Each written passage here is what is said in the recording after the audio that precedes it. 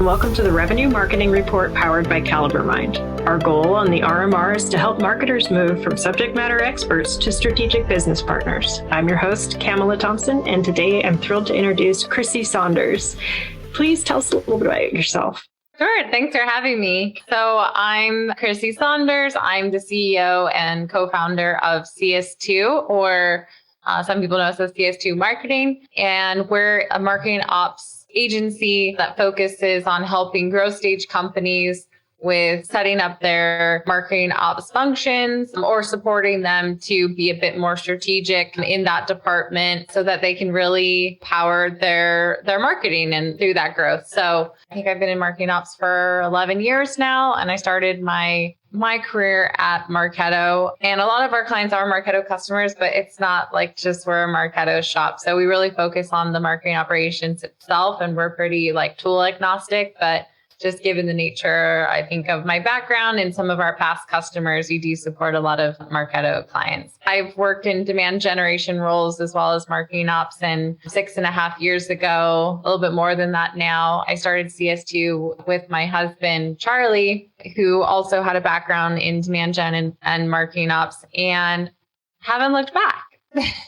Oh, that's so great. My husband's he started in sales. I talked him into sales ops. So he had some overlap there as well. So it's interesting.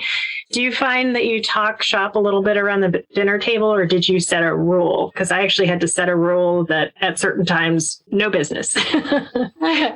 It's really hard, I think, where we run a business together and we also do work in the same space. But I agree. We do try and set some guidelines, I would say, but it's hard to not like talk about it all the time. Now that we have a daughter, though, we find that we try and at least be present for her and not always talk about work around her. And then also on the weekends, it's we have a rule where like no work on weekends, no really like talking about work unless it's like really mandatory on the weekends. And it was part of the reason why I wanted to start CS2, because I had a very like poor work-life balance. A lot of the times I was like working on weekends, or I was even being told I needed to work on a weekend because I had to do reporting for like my CMO or something on every Sunday so that like he was prepared,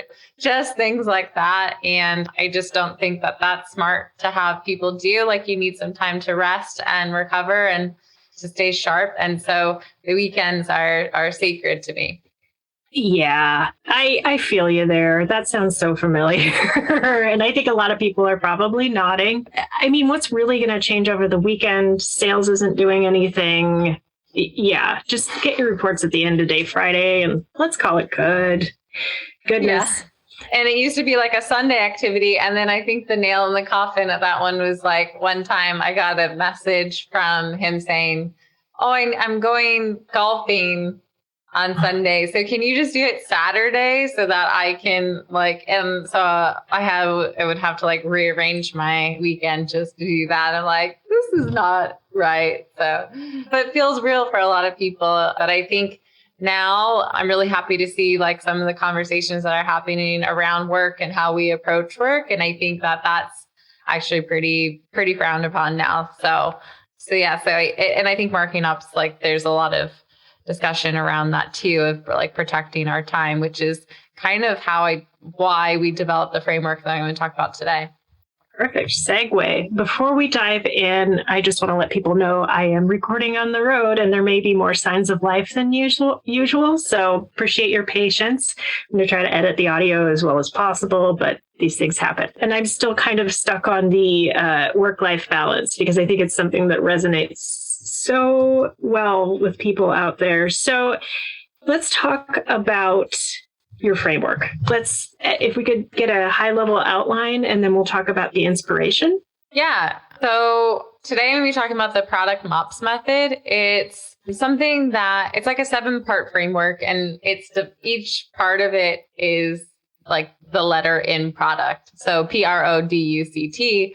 But also this method is kind of taking the way that product teams work and then how marketing ops can really adopt that and blend that into the way that we run our teams and the way we approach our work so that we can be more effective with our time and resources, but also being better around like tracking our outcomes and going to more of a continuous improvement process and so forth. So the inspiration for the product MOPs method, and it actually happened like just like over time, really. So CS2, so we have a podcast and newsletter called Forward Thinking, and we do a lot of work with our clients as far as like getting them to kind of elevate their marketing ops function.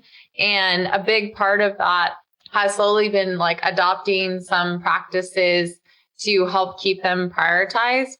And so really we're big proponents of like having a roadmap for the team so that they can prioritize. So also having a prioritization framework that you can use in conjunction to a roadmap.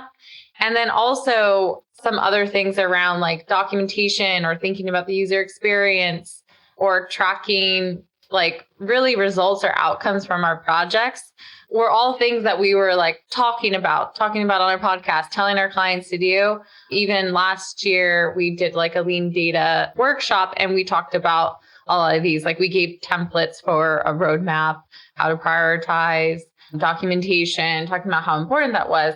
And so then this year, we're going to present at Lean Data's and create a workshop for them again at their OpStars. And we were thinking, okay, well, we've always at CS2 been trying to say like, okay, what's our framework? Like a lot of other agencies have their different kind of methodologies. And a lot of that is tied down to how they do the work. But for me, that's quite tactical because like there's like ways that you can approach your work as far as like how you're going to set things up. But I think what's really important for a marketing ops group and a leader is to actually like figure out how's their whole team or how are they going to approach like the actual work, like the projects like that they work on. And then the fine tuning or figuring out how you do that technically is important. But I think where a lot of marketing ops folks get stuck and where a lot of chaos comes from is like, well, how do we decide what to work on? And then how do we get our resources and teams like tied to that work? And so we have had discussions with even product leaders on how there's parallels between marketing ops with like a product team where you maybe have like, your engineers are doing kind of like the tactical setup. You have your product managers who are driving the roadmap for them and like UX and like UI team who also think about like the end user and work alongside like product managers. So and you're developing products that you're shipping out to an end user. And so uniquely for marketing ops, and I know I'm going on a little bit of a rant here, but I really want to set the stage here, but is that for marketing ops, we're unique where we have two sets of users. We have like an internal user and we have an external user. And so an internal user is your stakeholders, like the people that you're building these products for or processes for. And then your external user, which is your customer. And both of those groups need to be kept in mind, but you're also building features for both. So something might be a feature that you're building to like help people internally or to internal users better do their work. Or some is like where you're actually helping improve the customer experience for your end user. And marketing ops sits at like the center of that, which is like really unique, I think, for the business that they do that. And so, but the key thing there is like you're building features. And when we start talking about like our work as far as like features that have outcomes or intended outcomes, it also then gets us into a different way of how we approach our work, is thinking about it always like improving upon that. So that was the inspiration. Like we kind of already were like getting there. And then one day Charlie and I were doing some work and sitting down and he said, well, I said, well, it's like products and, it's like the product team. And some people are already doing this. Like, it's not really like groundbreaking, like IT is adopting this model too. It's not super groundbreaking, but I think getting it into our exact framework and talking about it, I think takes a lot of what we've already said, like people should do into a framework that really makes sense. That all makes so much sense. And we do agree. One of the things I see folks overlooking, one, during change management, the communication that needs to take place. Marketers are great communicators, but somehow we forget to do that for our own projects.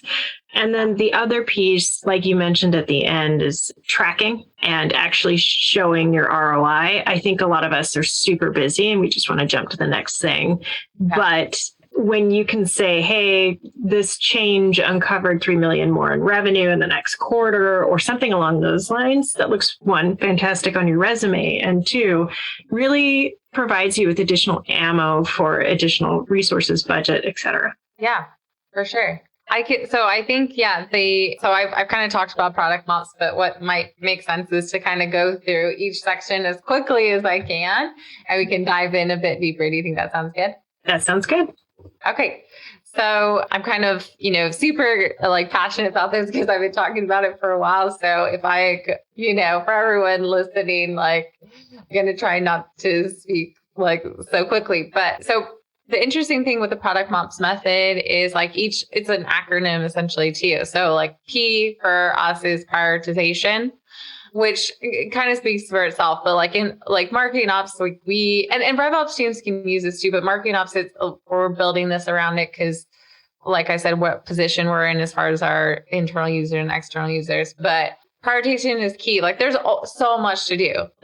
There's literally boundless amounts of things that you can do and with your team, and so much work that ends up potentially being asked of your team. And so prioritization is number one, because if we don't have a framework for doing that, it's just chaos. And the next one that feeds into that is roadmap. And I think that is where it can help you actually define your priorities. But a prioritization model can also be framed in a certain way where you can look at, okay, gathering all of the things that come your team's way, but then also thinking about even scoring. So we have a template that we use where we actually score based on feasibility to be done, what resource you would need, the impact. So you can look at high impact, great feasibility.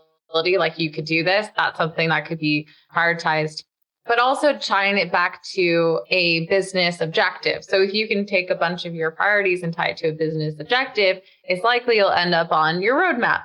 So roadmap is a shared artifact that your whole team and maybe even a RevOps team can use, but to show these are the main projects that we're going to be working on.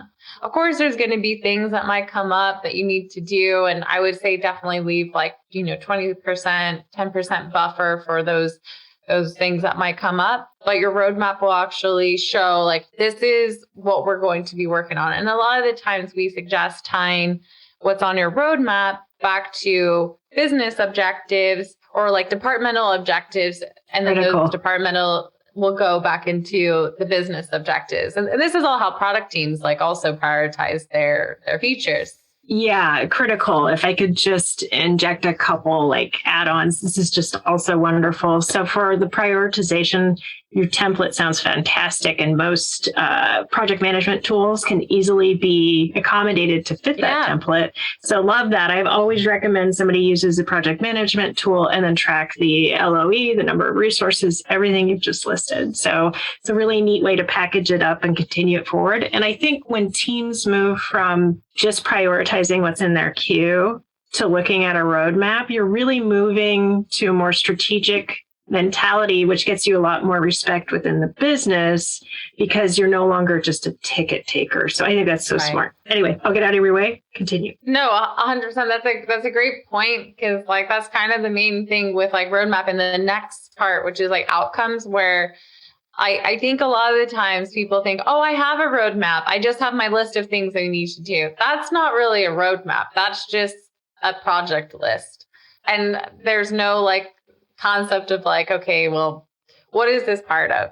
And yes, you're going to have some ad hoc things that come up. It's very common, especially if you're in growth phase, but it's key to have your key roadmap, a set of projects that are lined up to what, the marketing or revenue team's objectives are, but also tracking an outcome. Cause it's very common that those teams that you're supporting or your whole like business maybe has some key outcomes that they're looking to do and to improve. And if they don't, like marketing ops could actually be a really great resource for having the teams develop them. So a few outcomes, I'll give an example.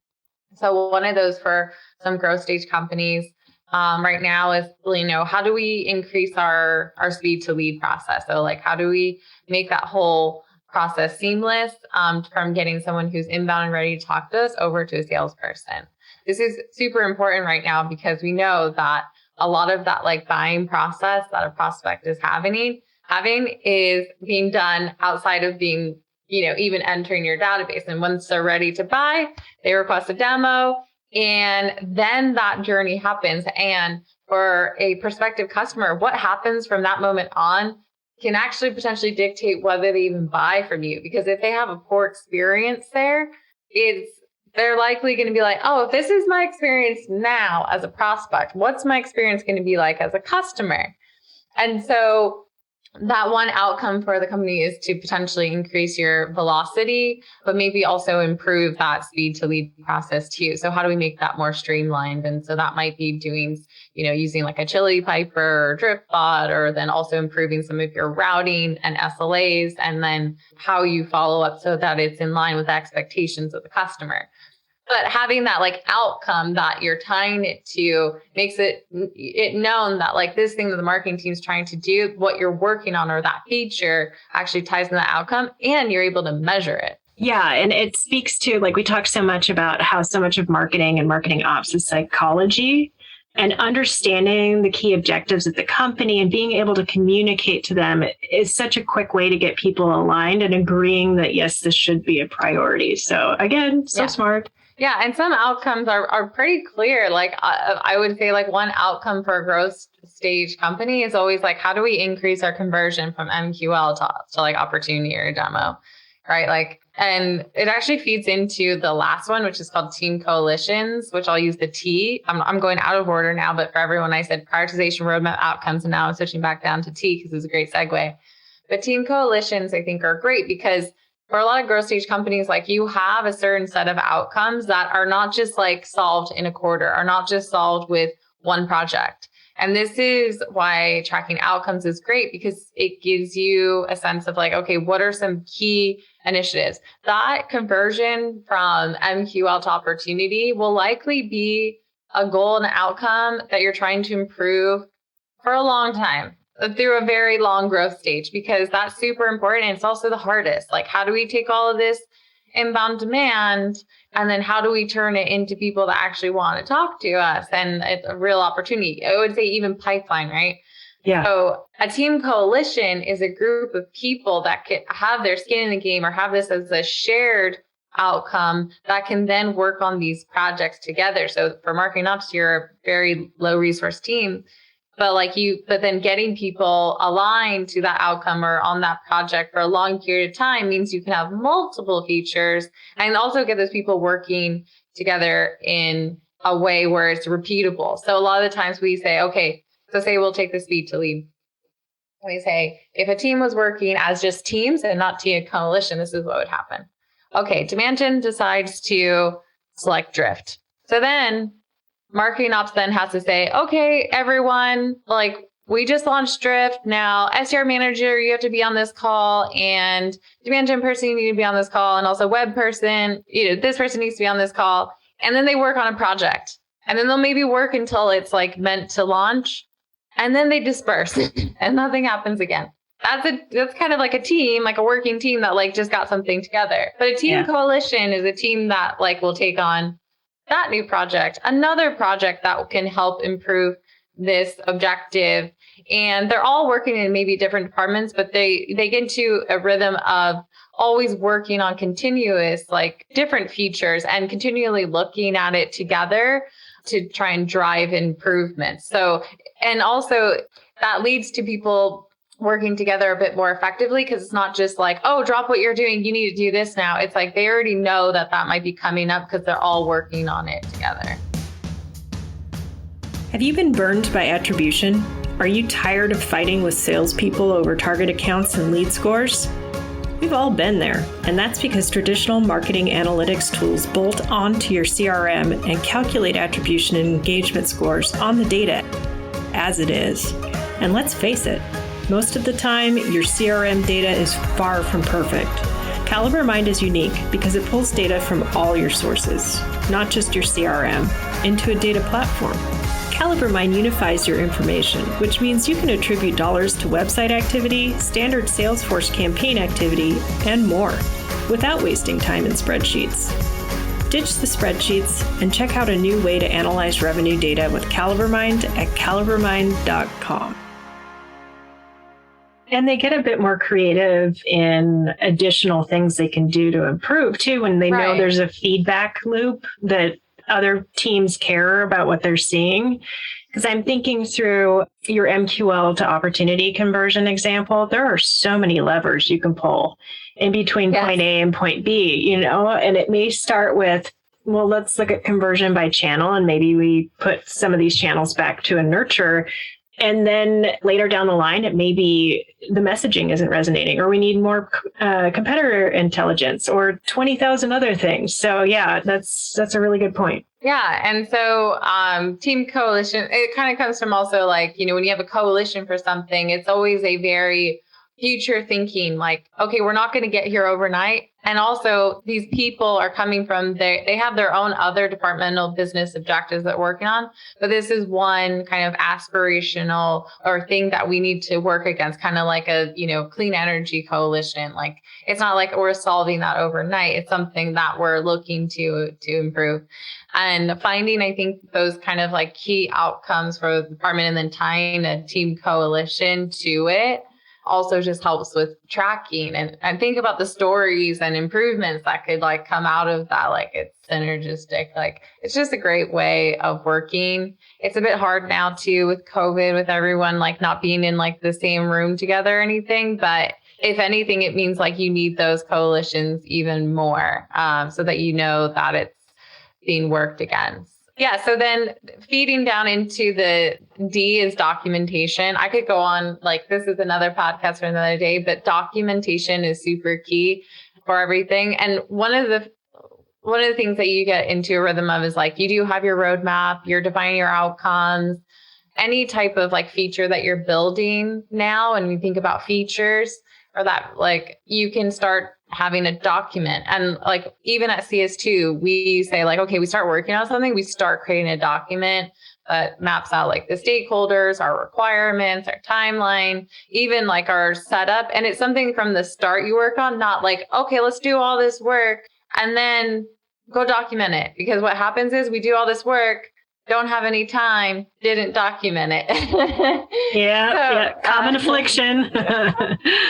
I think when you have features, like any product feature, what goes into that? They don't just go, okay, engineering, go create this feature. Okay, then we're going to like create our documentation around it. In a customer facing way, it does. And I do suggest only creating customer facing documentation until after everything's completed and tested. But you're going to have initial kind of mock-ups or like and thinking about like, this is the way it should be structured. And then you're going to meet with your engineering team and they're going to tell you, oh, what's feasible and what's not. And so starting that documentation from the start also just makes it easier for just maintaining it over time. And then there's technical documentation. Like I said, there's like more like customer facing documentation. And when I think about our internal customers, really think about like what documentation or what type of training is really necessary to ensure the success for that feature. And so that might be even finding a champion that lives in their org that actually does the training on your behalf and they can gain trust on it. It's figuring out like, if you use something like a guru internally, like do you house everything there and then teach them how to use a search functionality on it, like within their workflow. Like the more things also you can put within people's workflow, the better. So really think about documentation for technical documentation, but also to support your process and effectiveness for your IU, your internal user. Yeah. And I've seen that play out so many times where, like you said, people don't document as they go and then it doesn't get documented. We're guilty of it too. Like I'm so guilty of that when I was like a one person at like a company and you're expected to do so much.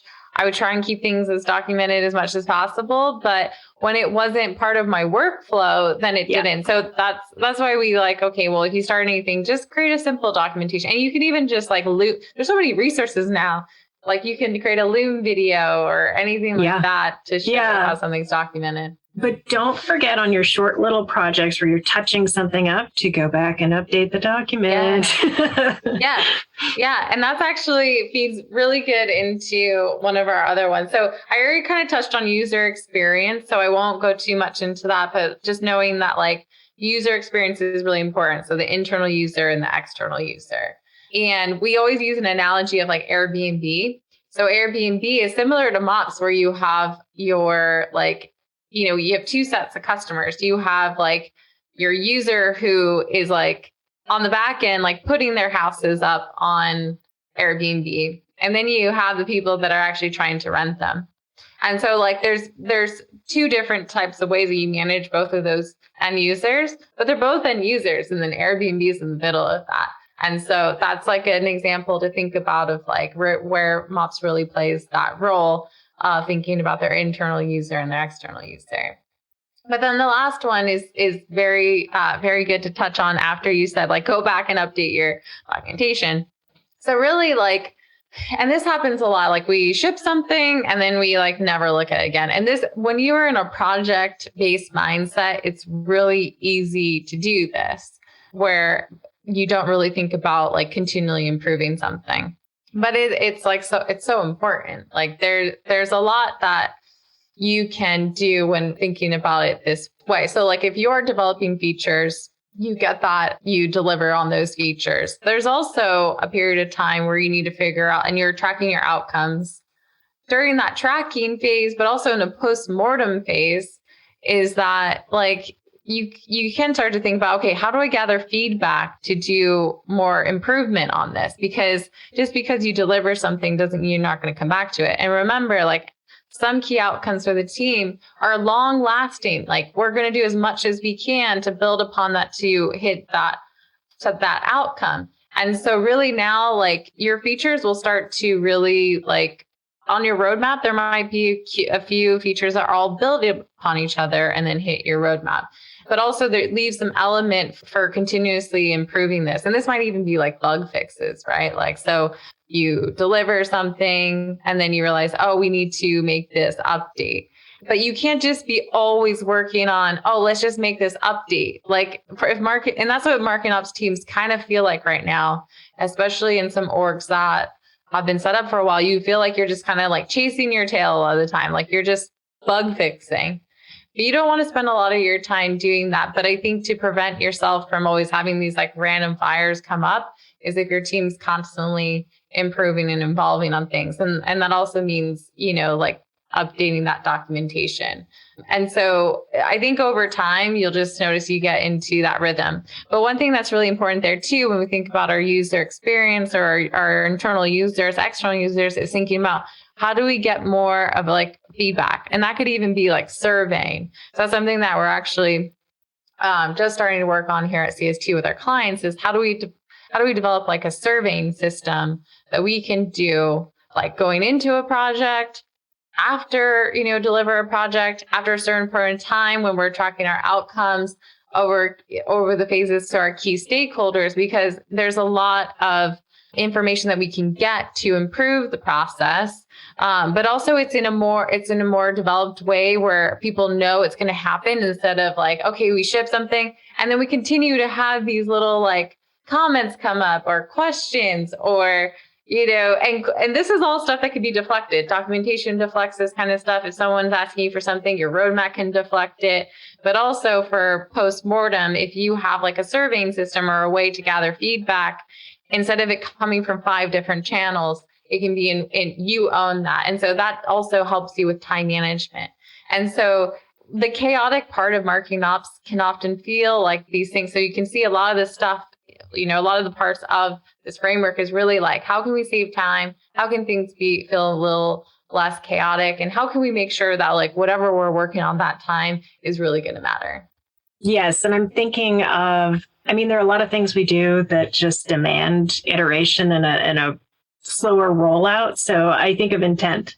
I think of lead scoring. I think of attribution reporting, like all of these major projects.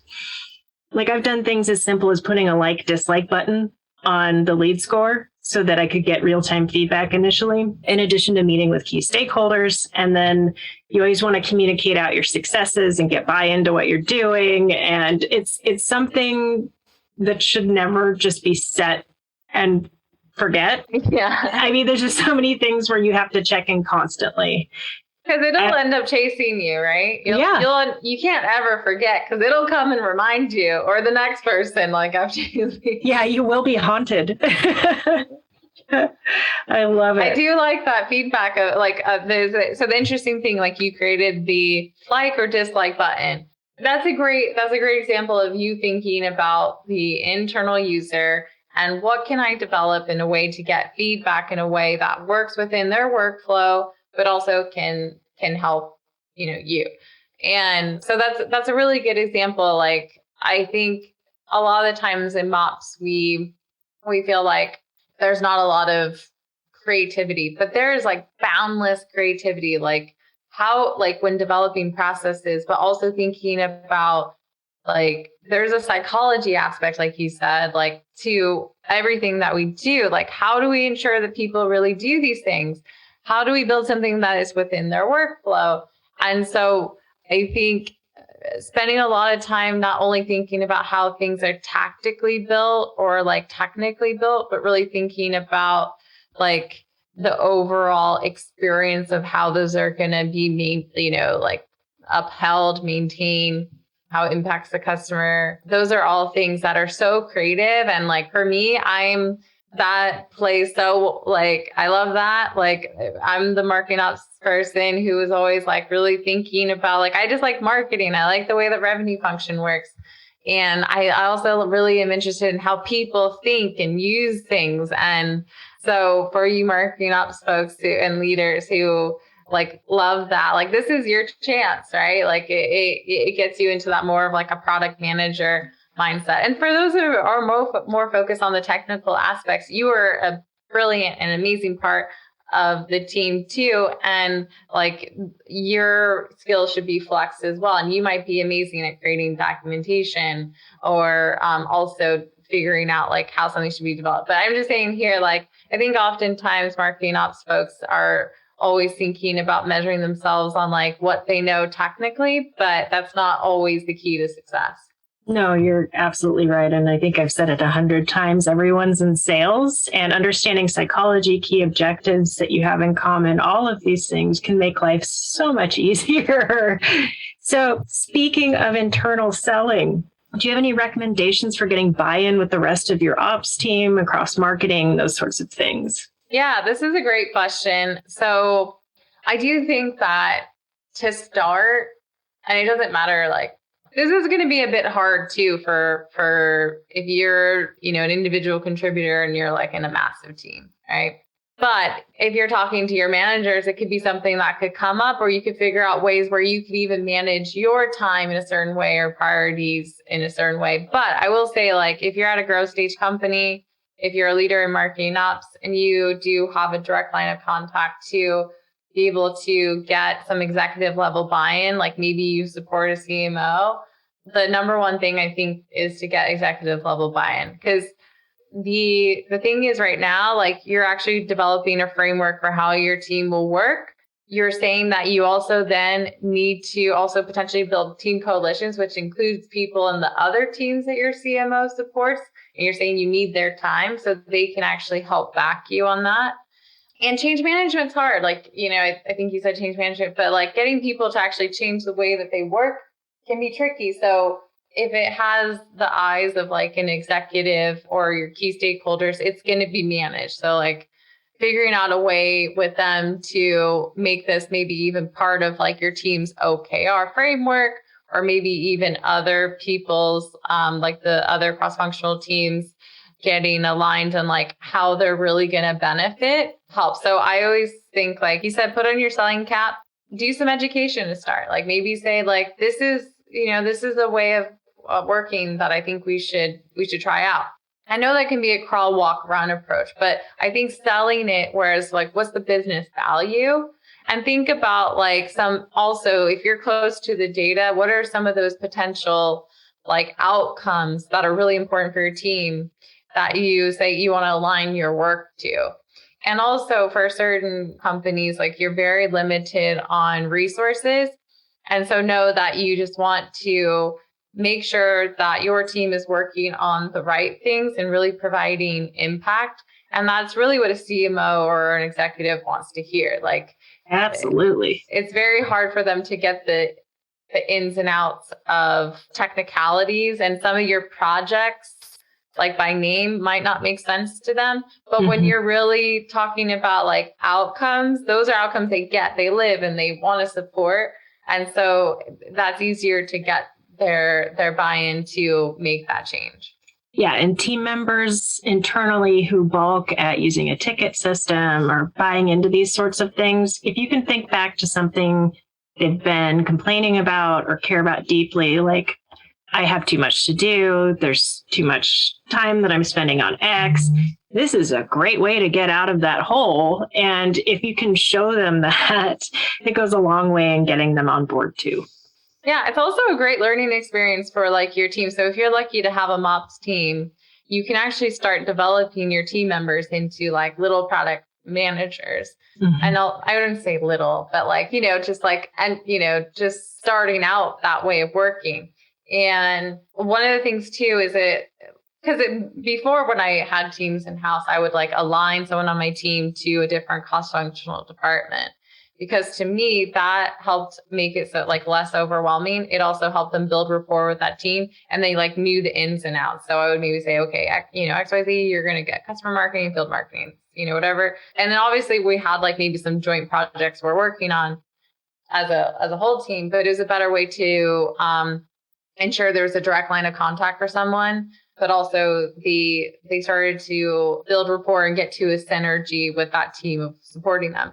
And so I think when you have that product manager approach, you can even say like, okay, we're going to tie you to these team coalitions or even like these outcomes. It gets that person really like focused of like, and really clear of like what types of projects are going to end up on their plate. If it's anything that supports the outcome or the team coalition that's tied to that outcome. And also they get more comfortable working with those team coalitions, and it's not a different person each time. And so you're really building like a synergy and a relationship there. And sometimes you can even work to make this even more enriching role for them, because you can say, okay, well, what outcomes really speak to you? Like what parts of marketing ops do you really enjoy? Like some might be tied to more of like the trying to get like analytics for better reporting, and that outcome might be like they just want to make like better decisions on or decrease their CPL. Well, like a lot of that would be maybe tied to like what better insights can we get. An analytical person would be great for that. But for me, I was always like really interested in like sales development, our customer experience, ABM, target account marketing back then is what we called it. And so I would always like position myself in that area. And you'll find that there are getting some of that focus and really getting people working on the things that they really love is just a more enriching experience. And in this time where marketing ops turnover is super high, getting your team to be working on the things that they really like, seeing the results, feeling that impact, having great relationships. Those are all things that contribute, and being focused are all things that can contribute to their overall happiness in that role. And you're less likely to have turnover. I am so glad you brought that up. Any autonomy we can give our employees to choose to work on what they want to do and help make the project list feel a little less overwhelming, it just goes a long way. That's so smart. Crissy, thank you so much for being on the show. I really appreciate it. Where can people find you? Yeah. So if you're already listening to a podcast and you enjoy listening to podcasts, you can check out the Forward Thinking podcast. It's FWD as in like an email forward :thinking. You can find it on our website, CS2marketing.com. And you can search me on LinkedIn. I'm just Crissy, ISSY Saunders, and connect with me there. I'm happy to. And when you are on our website, we do have a weekly newsletter that we do as well. So if you want to stay up to date on just everything marketing ops and get our tips and tricks, feel free to subscribe. Yeah, I don't think you'll regret it. Trust me. Wonderful. And we will be adding links to those resources in the show notes and on the website. So definitely do that. And for those of you looking for more great content like this, check out calibermind.com.